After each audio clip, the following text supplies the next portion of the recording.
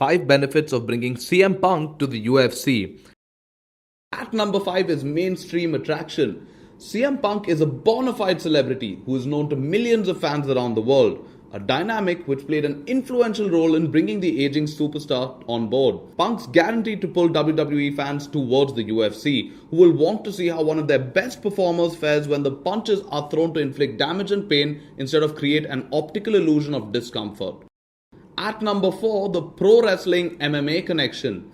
While the name Brock Lesnar crops up almost instantaneously when someone mentions both pro wrestling and MMA, a lot of his success during his stint in the UFC can be attributed to his collegiate wrestling background.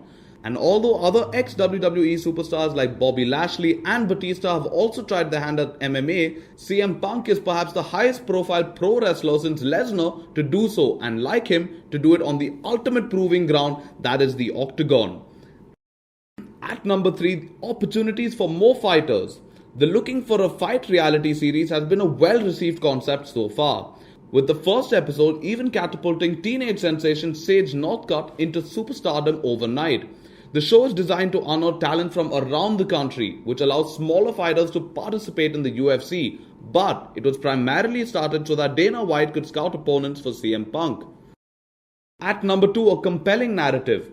After slugging it out in pro wrestling for 20 years, an act that would bring most men to their knees, CM Punk instead chose to immerse himself into a challenge that generally requires a lifetime of dedication and practice, which he globally is being applauded for. After training at Rufus Sport MMA Academy for almost a year and a half now, the breeding ground for renowned fighters like Anthony Pettis and Ben Askren, the question on everybody's mind is whether Punk can really make it as an MMA fighter. At number 1, mainstream consolidation. On the back of a hugely successful and record-breaking 2015, dominated by Conor McGregor's rise and Ronda Rousey's unexpected downfall, the UFC's presence has never been larger. To cap it off, their sponsorship deal with Reebok has further legitimized a sport that was not too long ago referred to as human cockfighting for the lack of a better term. The UFC has come a long way since then, now finding itself on the cusp of taking over the mantle that boxing is desperately trying to retain control of as the prime combat sport in the world today.